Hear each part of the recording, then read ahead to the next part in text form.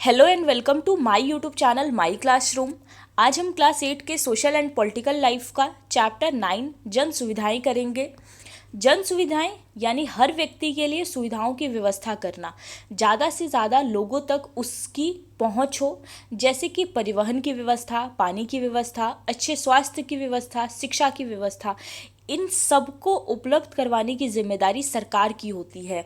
उसमें भी सबसे ज़्यादा इम्पॉर्टेंट है हमारे लिए पानी। पानी हम सब के लिए बहुत ज़्यादा ज़रूरी है।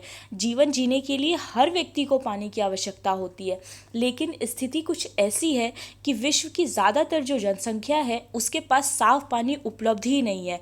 भारत के तो कई शहरों में पानी की पहुंच लोगों के पास अलग अलग है, यानी काफ़ी डिफरेंस देखा जाता है पानी की पहुंच में।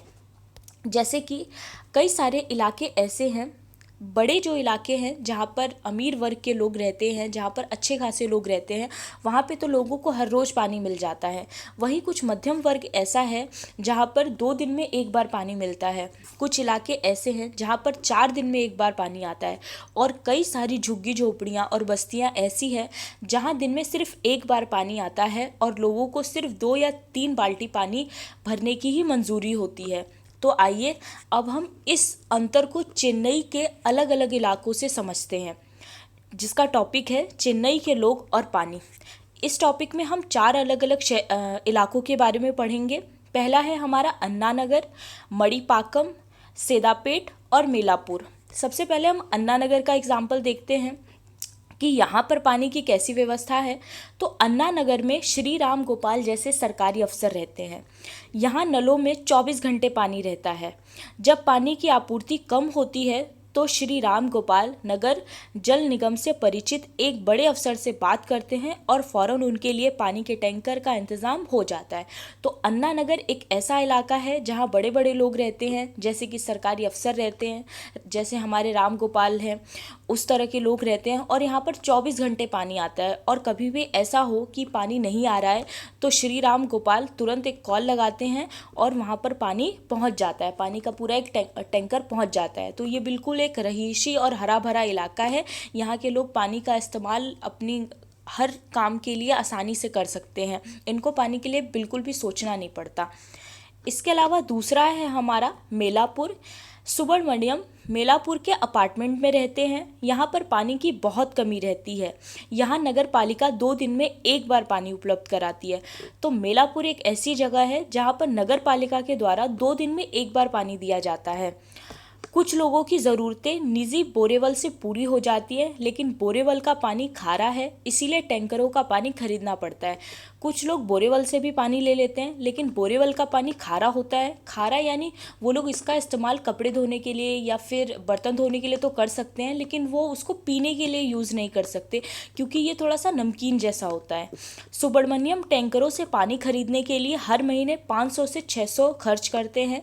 पीने के पानी को साफ करने के लिए लोगों ने घरों में ही जल शोधन उपकरण लगाए हुए हैं।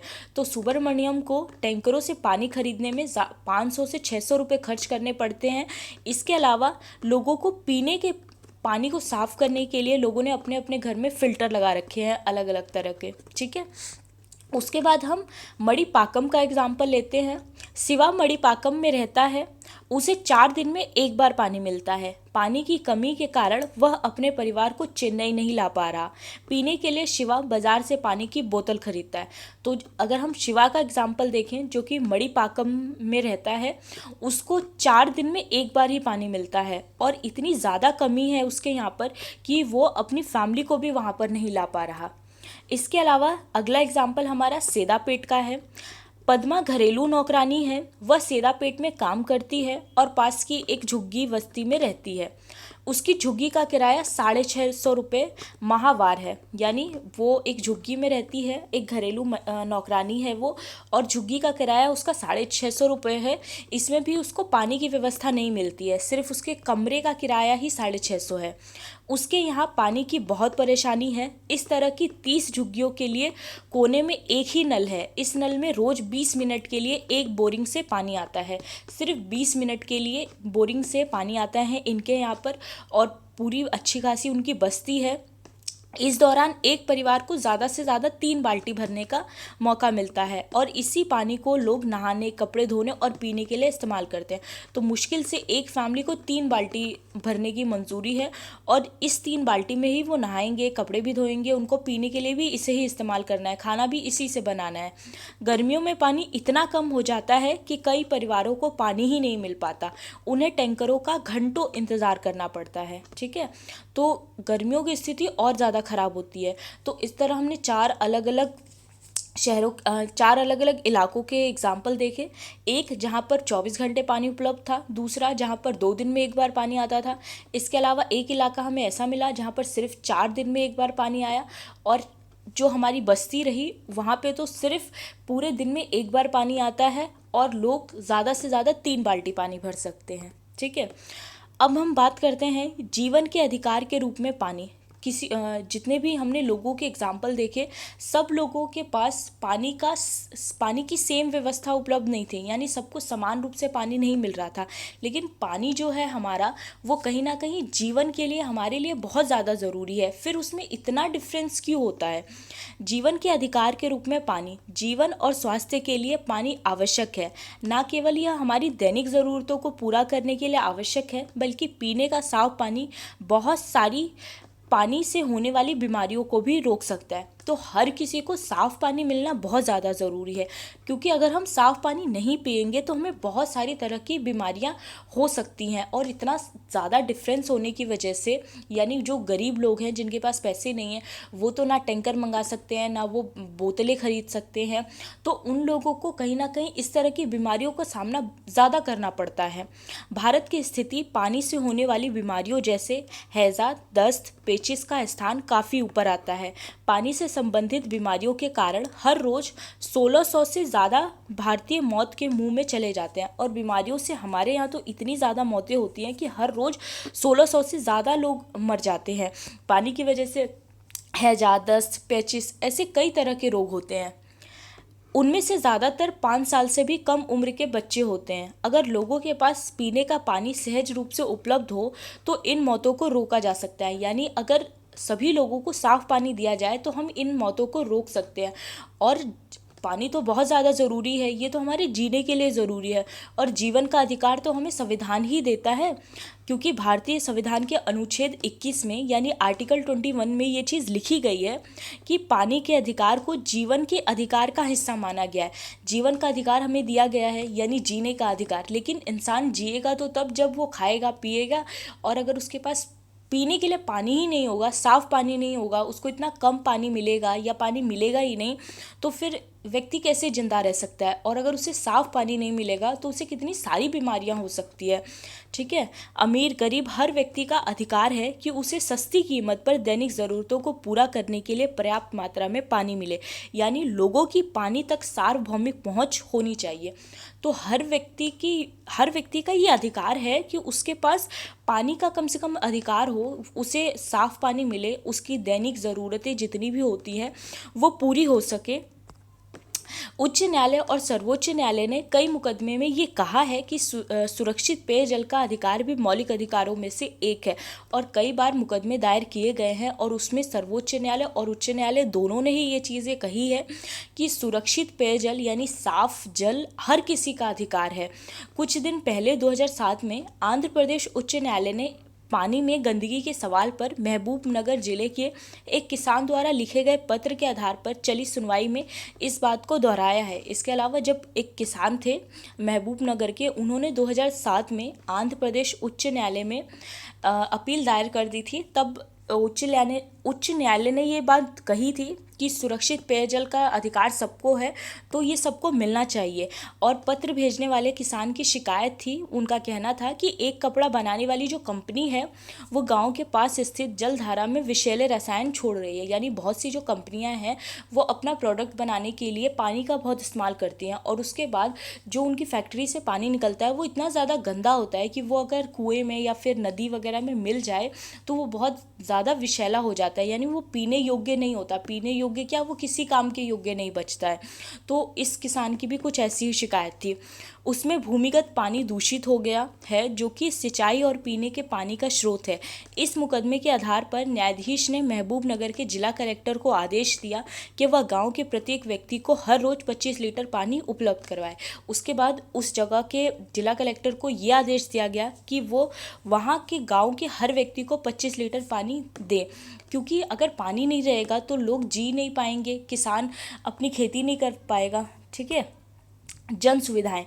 अब हम बात करते हैं जन सुविधाओं की, जिससे हमारा टॉपिक स्टार्ट ही हुआ था। तो पानी की तरह कुछ अन्य सुविधाएं भी हैं जिनका हर व्यक्ति के लिए इंतज़ाम किया जाना चाहिए।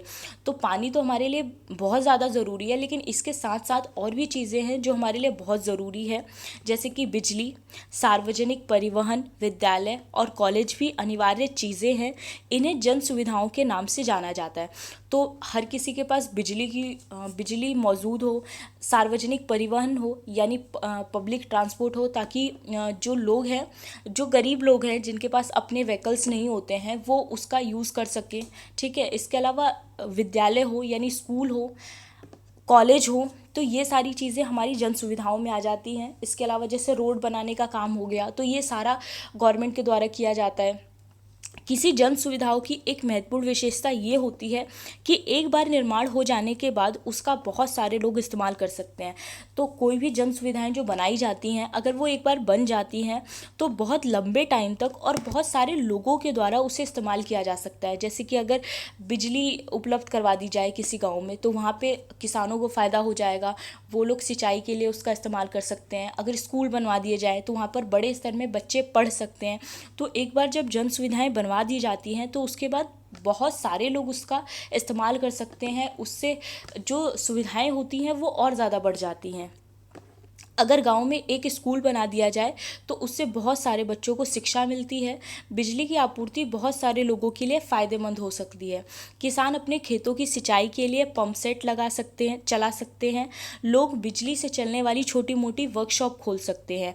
विद्यार्थियों को पढ़ने लिखने में आसानी हो जाती है और किसी न किसी तरीके से गाँव के अधिकांश लोगों को फ़ायदा होता है। तो अगर किसी गाँव में हम बिजली की सुविधा दे दें, इसके अलावा हम लोग पानी की सुविधा दे दें, स्कूल बनवा दें, तो वहाँ के ज़्यादातर लोगों को फ़ायदा हो जाता है। अगर बिजली की सुविधाएं दी जाती है तो बच्चों को पढ़ने में आसानी हो जाएगी, क्योंकि अगर लाइट नहीं होगी तो बच्चे अच्छे से पढ़ नहीं सकते। इसके अलावा जो किसान होते हैं वो भी अपनी सिंचाई में उसका इस्तेमाल कर सकते हैं, और बहुत से लोग छोटे मोटे दुकानें खोल सकते हैं, वर्कशॉप चला सकते हैं छोटी मोटी बिजली से चलने वाली। इसके अलावा अगर स्कूल खोले जा रहे हैं तो वहाँ पर बच्चे ज़्यादा से ज़्यादा जाके पढ़ सकते हैं।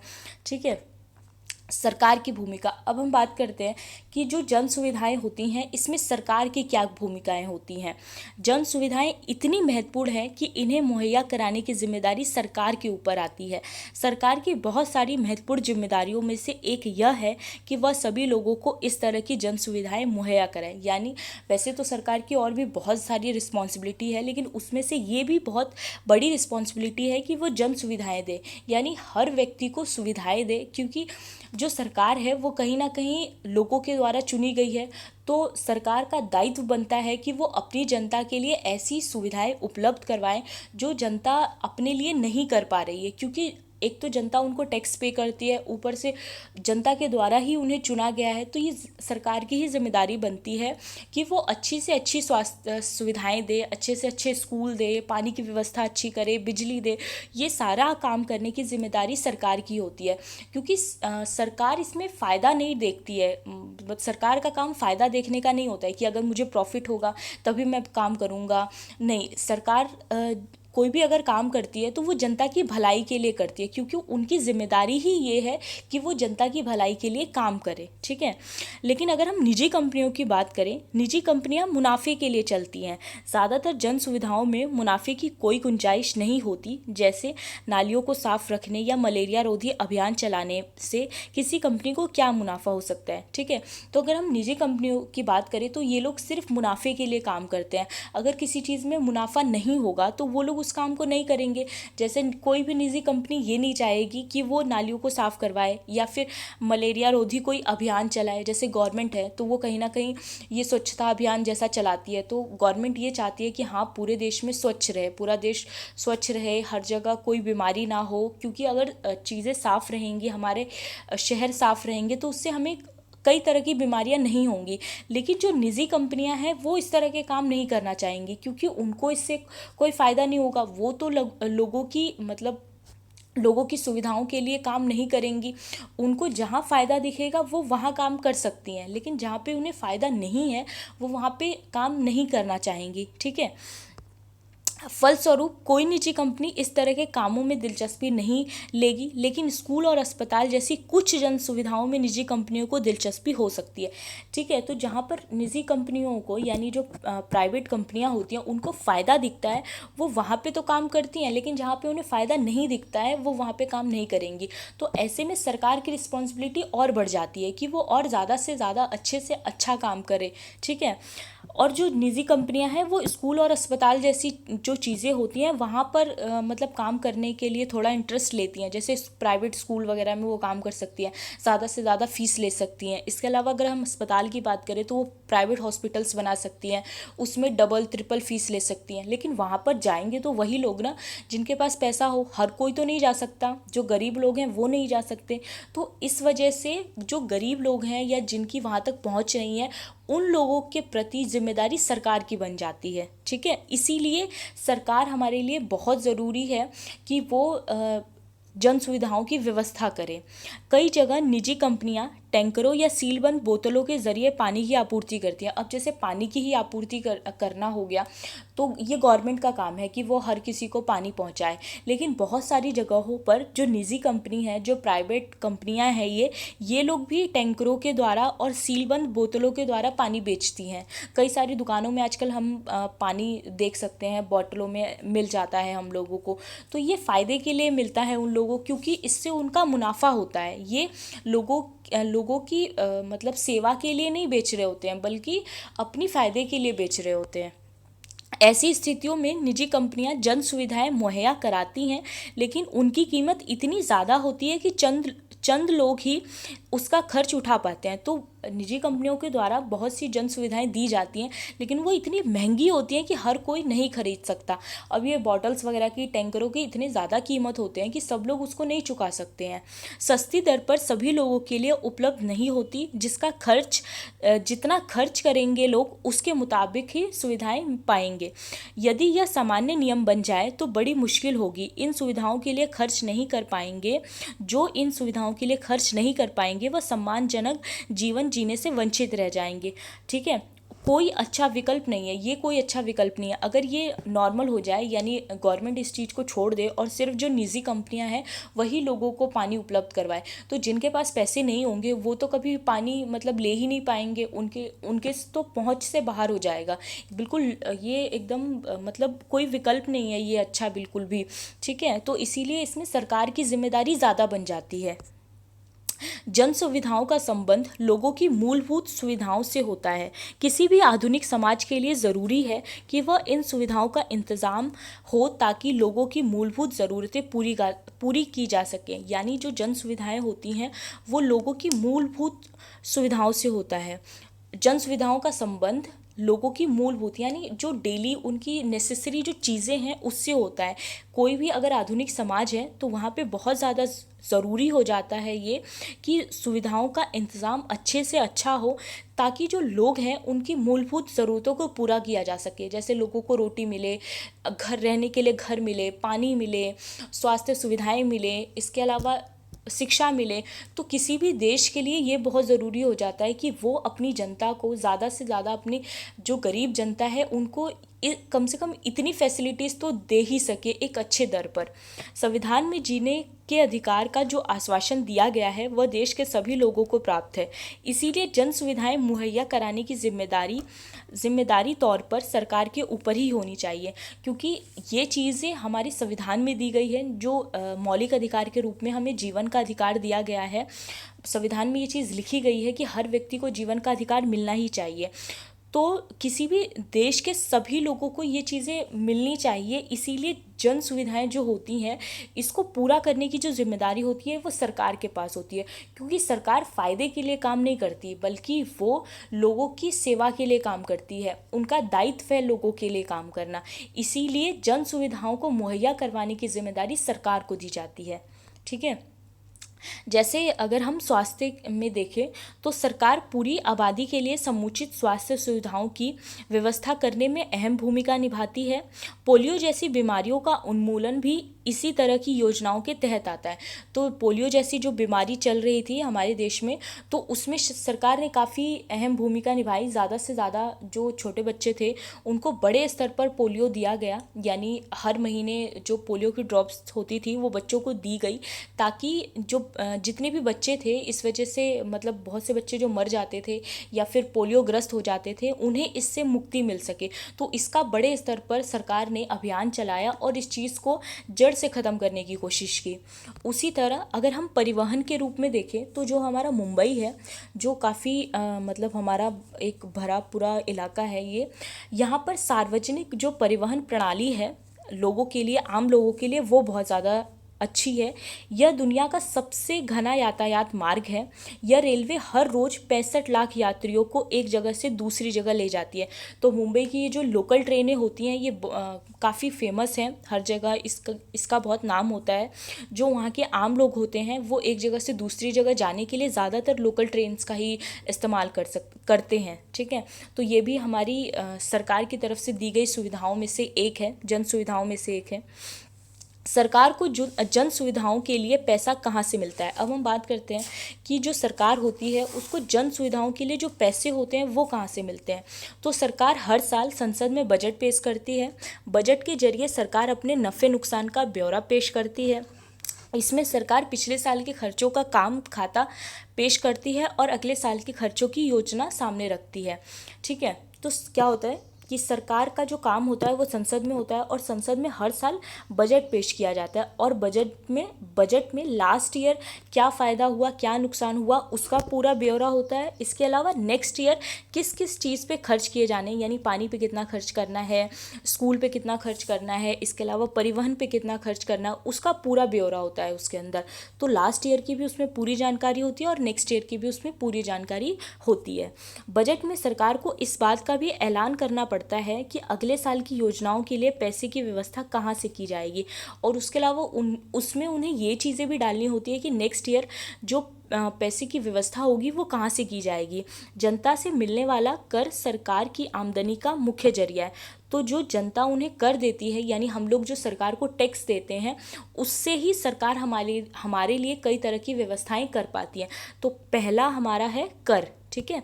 तो सरकार हमें जो जन सुविधाएं देती है उसके लिए जो पैसा आता है वो कर के द्वारा आता है। जनता से कर वसूल करने और उन्हें सार्वजनिक कार्यक्रमों पर खर्च करने की सरकार को पूरा अधिकार होता है। जैसे पानी की आपूर्ति के लिए सरकार को पानी निकालने, पानी को दूर तक पहुंचाने, पाइप का जाल बिछाने, पानी को साफ करने और आखिर में गंदे पानी को ठिकाने लगाने पर खर्च करना पड़ता है। तो इन सारे कामों में सरकार को पैसे की ज़रूरत पड़ती है और ये पैसा जो लोग टैक्स देते हैं उसके द्वारा प्राप्त होता है। सरकारी खर्चों को कुछ हद तक करों के ज़रिए और कुछ हद तक पानी की कीमत वसूल करके पूरा करती है। अब जैसे हम पानी की बात करें तो पानी के लिए सरकार एक तो मतलब टैक्स के द्वारा जो गरीब लोग होगी उसको पानी पहुंचाने का काम करेगी, या जो भी मध्यम वर्ग के लोग होंगे सभी के लिए। उसके अलावा कुछ वर्ग के लोगों से पानी की कीमत भी वसूली जाती है। ठीक है। तो पानी की कीमत के द्वारा और टैक्स के द्वारा, इन दो चीज़ों के द्वारा जो सरकार होती है वो पानी की व्यवस्था करती है। ठीक है। पानी की कीमत इस तरह की जाती है, वसूल करके पूरा करती है। पानी की कीमत इस तरह की जाती है कि ज़्यादातर लोग रोज़ाना एक निश्चित मात्रा में पानी का खर्च उठा सके, यानी उसकी जो कीमत होती है वो इस कदर लेते हैं ताकि जो लोग होते हैं वो पानी को कम से कम खर्च करें। क्योंकि ये बिल्कुल जैसे बिजली की तरह हो जाता है कि आप जितना ज़्यादा यूज़ करोगे आपको उतना ज़्यादा पैसा भरना पड़ेगा। ठीक है। तो पानी की भी व्यवस्था इस तरह से की जाती है कि जो लोग होते हैं वो निश्चित मात्रा में ज़्यादा यूज़ ना कर सके, मतलब जितना लिमिट होता है। वरना अगर फ्री की चीज़ें होती हैं तो लोग होते हैं ना बहुत ज़्यादा इस्तेमाल करते हैं। तो उसी तरह से गवर्नमेंट इस तरह से व्यवस्था करती है कि जो लोग होते हैं वो एक फ़िक्स अमाउंट में पानी को खर्च करें। ठीक है, इतना पैसा मतलब जनता से लेती है, बहुत ज़्यादा भी पैसा नहीं लेती है। अब आता है हमारा चेन्नई में पानी की आपूर्ति, क्या सबको पानी मिल रहा था? अब हम चेन्नई के पानी की आपूर्ति को देखते हैं कि क्या वहाँ पे सब लोगों को समान मात्रा में पानी मिल रहा था, यानी जिसको जितनी ज़रूरत थी सबको उतना ही पानी मिल रहा था। जन सुविधाएं सभी को मिलनी चाहिए, लेकिन हकीकत में ऐसा नहीं है। बहुत सारे स्थानों पर ऐसी सुविधाओं का अभाव है, जैसे कि हमने चेन्नई में ही देखा। चेन्नई में पानी की भारी कमी है। नगर पालिका की आपूर्ति से शहर की लगभग आधी ज़रूरत ही पूरी हो पाती है, और जो भी नगर पालिका पानी की आपूर्ति करती है उससे शहर की सिर्फ आधी आबादी को ही मतलब पानी मिल पाता है, सबको नहीं मिल पाता है। जो ये बड़े इलाके के लोग होते हैं वहाँ पे तो 24 घंटे आ जाता है, लेकिन बाकी लोगों को इसके लिए बहुत ज़्यादा सफ़र करना पड़ता है। कुछ इलाकों में नियमित रूप से पानी आता है, कुछ इलाकों में बहुत कम पानी आता है। जहाँ पानी का भंडारण किया गया है उसके आसपास के इलाकों में ज़्यादा पानी आता है, जबकि दूर की बस्तियों में कम पानी मिलता है। जल पूर्ति में कमी का बोझ ज़्यादातर गरीबों को पड़ता है। तो जल की पूर्ति में यानी अगर किसी को पानी नहीं मिल पा रहा है, इसका सबसे ज़्यादा जो बोझ पड़ता है वो गरीबों के ऊपर ही पड़ता है। ठीक है, जब मध्यम वर्ग के लोगों के सामने पानी की किल्लत पैदा हो जाती है तो इस वर्ग के लोग ज़्यादा आसानी से इसका हल ढूंढ लेते हैं। वह बोरवेल खोदकर टैंकरों से पानी खरीद कर या बोतल बंद पानी खरीद कर अपना काम चला लेते हैं। पानी की उपलब्धता के अलावा कुछ ही लोगों की सुरक्षित पेयजल तक पहुँच है। अगर मध्यम वर्ग के सामने अगर पानी की किल्लत की प्रॉब्लम आती है तो वो लोग टैंकर मंगा लेते हैं। इसके अलावा वो बोतल बंद भी खरीद लेते हैं, मतलब बोतलें खरीद लेते हैं पानी की। ठीक है, लेकिन फिर भी बहुत से लोग ऐसे हैं जिनके पास सुरक्षित पानी नहीं पहुंच पाता है। पानी तो वो लोग ले लेते हैं, लेकिन वो साफ़ पानी नहीं होता है, खारा पानी होता है या ऐसा पानी होता है जिसको वो पीने के लिए इस्तेमाल नहीं कर सकते। यह इस बात पर निर्भर करता है कि कोई व्यक्ति कितना खर्च कर सकता है। इस तरह सबके पास ज़्यादा विकल्प होते हैं। ठीक है, तो इस वजह से मतलब जिसके पास जितने पैसे हैं वो उस अकॉर्डिंग पानी पे खर्च करेगा। ठीक है, तो ये डिपेंड करता है कि किसके पास कितना पैसा है, वो कितना खर्च कर रहा है, उसको उसी अकॉर्डिंग पानी मिलता है। तो सभी के पास हर तरह की सुविधाएं नहीं उपलब्ध हैं। ठीक है, हर किसी को मतलब साफ़ पानी नहीं मिल रहा है। बोतल बंद पानी और जल शोधक उपकरणों के सहारे साफ पानी का इंतज़ाम कर सकते हैं। जो मध्यम वर्ग के लोग हैं वो या तो पानी मतलब खरीद सकते हैं या बोतल मतलब पानी का पैकेट खरीद सकते हैं, या फिर वो अपने घरों में फ़िल्टर भी लगा सकते हैं। इस मद में खर्च कर सकने के कारण उन्हें साफ़ पानी मिल जाता है, लेकिन गरीब सुविधा से वंचित रह जाते हैं। तो जो मध्यम वर्ग के लोग हैं उन्हें साफ़ पानी फिर भी मिल जाता है, वो लोग फ़िल्टर वगैरह का यूज़ कर लेते हैं, लेकिन जो गरीब लोग होते हैं वो इससे बिल्कुल ही वंचित रह जाते हैं। जिन लोगों के पास पैसा है उन्हीं के पास पानी का अधिकार है। यह स्थिति पर्याप्त और स्वच्छ पेयजल उपलब्ध कराने के लक्ष्य से बहुत दूर है। तो जो एक मतलब लक्ष्य होना चाहिए उससे तो ये स्थिति बहुत दूर है कि जिसके पास पैसा है उसके पास पानी है। जिसके पास पैसा है वो टैंकर मंगा सकता है, पानी की बोतल मंगा सकता है, एक कॉल करके वो मतलब पानी का अपना इंतज़ाम कर सकता है। लेकिन जिसके पास पैसा नहीं है उसको घंटों लाइन में इंतज़ार करना पड़ता है और उसको सिर्फ 3 से 4 बाल्टी ही पानी मिलती है, वो भी दिन में एक ही बार मिलता है। तो ये कितनी ज़्यादा प्रॉब्लम वाली बात है। ठीक है, अब ये है कि विकल्पों की तलाश की जा रही है, यानी हम और क्या ऑप्शन इसमें यूज़ कर सकते हैं। तो गर्मियों का अगर हम महीना देखें तो गर्मियों के महीने में पानी की कमी का हाल देश के हर शहर में दिखाई देने लगता है। बहुत ज़्यादा बुरी स्थिति हो जाती है गर्मी के टाइम पे, क्योंकि जो पानी होता है वो बहुत ज़्यादा सूख जाता है गर्मी की वजह से। नगर पालिका की जल आपूर्ति में कमी से निपटने के लिए निजी कंपनियां ज़्यादा से ज़्यादा इलाकों में फैलती जा रही हैं। यह कंपनियां अपने मुनाफे के लिए पानी बेचती हैं। अब इस टाइम पे जो निजी कंपनियां हैं वो ज़्यादा से ज़्यादा इलाकों में फैलने की कोशिश करती हैं, ज़्यादा से ज़्यादा फ़ायदा उठाने की कोशिश करती हैं। पानी के इस्तेमाल में भी ज़बरदस्त गैर बराबरी दिखाई देती है। शहरी इलाकों में प्रति व्यक्ति लगभग 135 लीटर पानी प्रतिदिन मिलना चाहिए। अगर हम शहरों की बात करें तो हर रोज़ 135 लीटर पानी मतलब हर व्यक्ति को मिलना चाहिए। पानी की मात्रा लगभग 7 बाल्टी के बराबर है। 135 लीटर का मतलब कि 7 बाल्टी पानी। शहरी जल आयोग में यह मात्रा तय की है। शहरी जल का जो आयोग है उन्होंने इस मात्रा को तय किया है, लेकिन झुग्गी बस्तियों में लोगों को रोज़ाना प्रति व्यक्ति 20 लीटर पानी भी नहीं मिलता। लेकिन हर रोज़ इन लोगों को 20 लीटर, जो झुग्गी में रहने वाले लोग हैं, जो बस्ती में रहने वाले लोग हैं, उन्हें रोज़ 20 लीटर पानी भी नहीं मिल पाता है। दूसरी तरफ जो आलीशान होटलों में रहने वाले लोग होते हैं, उनको रोज़ाना 1600 लीटर पानी मिल जाता है। ठीक है, हर रोज़ पानी की क्या मात्रा तय की गई है और उन्हें कितना ज़्यादा मिल रहा है। ठीक है, तो हर रोज़ जो मात्रा तय की गई है वो 135 लीटर तय की गई है। और गरीब लोगों को कितना पानी मिलता है, तो सिर्फ 20 लीटर। और इसके अलावा जो आलीशान होटलों में रहने वाले लोग हैं, बड़े बड़े घरों में रहने वाले लोग हैं, उन्हें 1600 लीटर पानी मिल जाता है। कितना ज़्यादा फ़र्क है दोनों के बीच में। नगर पालिका के जरिए जल आपूर्ति में कमी को अक्सर सरकार की नाकामयाबी माना जाता है। तो ये जो इतना बड़ा डिफरेंस हम देखते हैं, इसे कहीं ना कहीं सरकार की नाकामयाबी माना जाता है। तो कुछ लोग ऐसी मांग करते हैं कि सरकार ज़रूरत के हिसाब से पानी मुहैया नहीं करवा पा रही। बहुत सारे शहरी जल विभाग घाटे में चल रहे हैं, इसीलिए जलापूर्ति का काम निजी कंपनियों को सौंप दिया जाना चाहिए। तो बहुत से लोगों का ये सुझाव है, बहुत से लोगों का ये कहना है कि हम लोगों को जल आपूर्ति का ये जो काम है, ये निजी कंपनियों को दे दिया जाना चाहिए। लेकिन ये एक अच्छा सुझाव नहीं हो सकता, क्योंकि जो निजी कंपनियां हैं वो सिर्फ फ़ायदे के लिए काम करेंगी। ठीक है, वो हर किसी के लिए तो काम नहीं करेंगी, यानी गरीब जो लोग हैं उन लोगों के लिए तो काम नहीं करेंगी। जिसके पास पैसा होगा सिर्फ वही लोग इसका फ़ायदा उठा पाएंगे। ठीक है, तो इसमें एक हमारा जो देश है ब्राज़ील, उसने बहुत अच्छा काम किया है अपने गरीब लोगों के लिए। वहाँ की सरकार ने बहुत अच्छा काम किया है। ब्राज़ील का एक शहर है पोर्तो एलेग्रे, वहाँ पे सार्वजनिक जलापूर्ति की जो व्यवस्था है वो बहुत अच्छी की गई है। यहाँ ये जो नगर है, यहाँ पर जल विभाग ने सभी लोगों को स्वच्छ पेयजल मुहैया करा दिया है। वहाँ के सभी लोगों को स्वच्छ पेयजल मिलता है।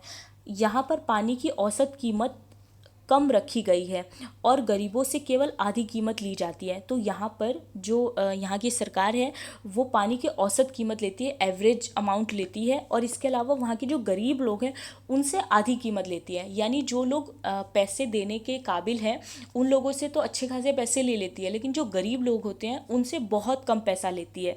ठीक है, विभाग को जो भी फ़ायदा होता है उसका इस्तेमाल जल आपूर्ति में सुधार के लिए किया जाता है। उसके बाद उनको जो भी उससे प्रॉफिट होता है वो अपने जो जलापूर्ति का जो भी उनका जलापूर्ति में जो भी सुधार करना होता है उसमें वो उसका इस्तेमाल करते हैं। जैसे मतलब बोरेवल लगाना या फिर पानी की सफाई करना, ये सारे चीज़ों में वो उन पैसों का इस्तेमाल कर लेती है। ठीक है, लेकिन अगर हम इंडिया के साइड ये चीज़ देखें तो यहाँ पर जो पानी के रेट हैं वो सबके लिए इक्वल है, चाहे वो गरीब हो अमीर हो, सबके लिए इक्वल है। ठीक है, तो सब लोग उसको नहीं चुका पाएंगे ना, क्योंकि जो गरीब लोग हैं वो कहाँ से इतना पैसा दे पाएंगे। इसीलिए वहाँ पर यानी ब्राज़ील में ये व्यवस्था कर दी गई है कि कुछ लोगों से तो औसत कीमत ली जाती है, एवरेज अमाउंट लिया जाता है, लेकिन जो लोग नहीं दे सकते हैं पानी का पैसा वो लोग बिल्कुल आधी कीमत देते हैं, उसका बहुत कम अमाउंट देते हैं। ठीक है, तो इस तरह जो गवर्नमेंट को फ़ायदा होता है उससे वो अपनी जो भी जल आपूर्ति की जो भी सुविधाएँ होती हैं उसमें सुधार करने की कोशिश करता है। इसके अलावा हम इंडिया में भी कुछ अच्छे एग्जाम्पल देखते हैं। तो भारत में सरकारी जल विभाग की सफलता के भी कुछ उदाहरण मिले हैं, बहुत सारे नहीं लेकिन कुछ मिले हैं। जैसे कि मुंबई का जल आपूर्ति विभाग अपने खर्चों को पूरा करने के लिए जल शुल्क के जरिए पर्याप्त पैसा जुटा लेता है। यानी वो पानी का बिल लेता है और उसके द्वारा वो पैसा जुटा लेता है। तो पानी का बिल लेने से जो गवर्नमेंट है उस मुंबई की गवर्नमेंट, उनको भी फ़ायदा हो जाता है कि लोग पानी को ज़्यादा इस्तेमाल नहीं करते हैं। ठीक है, उसके अलावा जो हैदराबाद है वहाँ पर जल विभाग के दायरे में इजाफा हुआ है, उनकी भी आमदनी बढ़ी है। तो उनके भी इस विभाग में थोड़ा फ़ायदा हुआ है, उनकी भी आमदनी बढ़ी है। और चेन्नई में जल विभाग में वर्षा जल संचय के लिए कई योजनाएं शुरू की हैं ताकि भूमिगत जल स्तर में सुधार लाया जा सके। और चेन्नई में वर्षा जल संचय स्टार्ट किया गया, यानी जो बारिश का पानी होता है उसको इकट्ठा किया जाता है, उसके बाद उसे किसी एक टैंक में डाला जाता है। तो ये स्टार्ट किया है चेन्नई ने, जो एक बहुत अच्छा एग्जाम्पल है। ठीक है, अब हम निष्कर्ष देख लेते हैं इसका कि जन सुविधाओं का संबंध हमारी बुनियादी ज़रूरतों से होता है। भारतीय संविधान में पानी, स्वास्थ्य, शिक्षा आदि अधिकारों को जीवन के अधिकार का हिस्सा माना गया है। तो जो हमारी जन सुविधाएं होती हैं वो हमारी बुनियादी ज़रूरतें होती हैं, और हमारे संविधान में पानी को, स्वास्थ्य को और शिक्षा को जीवन के अधिकार के रूप में माना गया है। यानी अगर हर व्यक्ति को जीवन का अधिकार आप दे रहे हो तो उससे पानी भी स्वच्छ मिले, स्वास्थ्य भी मिले और शिक्षा भी मिले। ये तीनों चीज़ें उसे मिलनी ही मिलनी चाहिए। यानी हर व्यक्ति को ये तीन चीज़ें मिलनी ही मिलनी चाहिए। ठीक है। सरकार की एक अहम जिम्मेदारी बनती है कि वह प्रत्येक व्यक्ति को पर्याप्त सुविधाएं मुहैया करवाए। अब इसमें सरकार की जिम्मेदारी बन जाती है कि वो हर व्यक्ति को ये चीज़ें उपलब्ध करवाए, क्योंकि सरकार जो है वो लोगों के लिए काम करती है। तो सरकार की जिम्मेदारी है कि वो संविधान में जो भी हमारे नियम दिए गए हैं, हमारे अधिकार दिए गए हैं, वो लोगों की उस तक पहुंच अच्छे से अच्छे तौर पर हो। लेकिन इस मोर्चे पर संतोषजनक प्रगति नहीं हुई है। आपूर्ति में कमी और वितरण में भारी असमानता दिखती है। तो आपूर्ति में यानी सरकार इस पूर्ति को पूरा नहीं कर पा रही है, और जो वितरण है यानी पानी का जो बंटवारा किया जा रहा है, इसमें बहुत असमानता है। कुछ लोगों को बहुत ज़्यादा हिस्से में मिल जाता है और कुछ लोगों को बिल्कुल मिलता ही नहीं है। तो ये असमानता को कम करने की बहुत ज़्यादा ज़रूरत है अभी भी। ठीक है। महानगरों और बड़े शहरों के मुकाबले कस्बों और गांवों में तो इन सुविधाओं की स्थिति और भी खराब है। शहरों के मुकाबले गरीब बस्तियों में सेवाओं की स्थिति कमज़ोर है। शहरों में जो ये गरीब बस्तियां होती हैं, वहाँ पर स्थिति और ज़्यादा खराब है। इन सुविधाओं को निजी कंपनियों के हाथों में सौंप देने से समस्या हल होने वाली नहीं है। किसी भी समाधान में इस महत्वपूर्ण तथ्य को नज़रअंदाज नहीं किया जा सकता कि देश के प्रत्येक नागरिक को इन सुविधाओं को पाने का अधिकार है और उसे यह सुविधाएं समतापरक ढंग से मिलनी चाहिए। तो अगर जो लोग ये सुझाव देते हैं कि ये निजी कंपनियों को सौंप देना चाहिए, तो ये मतलब प्रॉब्लम का सॉल्यूशन बिल्कुल नहीं है। किसी भी समाधान में इस बात को नज़रअंदाज नहीं किया जाना चाहिए कि अगर हर व्यक्ति को जो ये सुविधाएं दी जा रही हैं या दी जानी चाहिए, ये उसका अधिकार है, इसे फंडामेंटल राइट्स में वो कहीं ना कहीं ये चीज़ें उसे मिली है। तो ये सुविधाएं जो हैं वो सभी लोगों को समतापरक यानी समान रूप से मिलनी चाहिए। ठीक है। Thank you so much.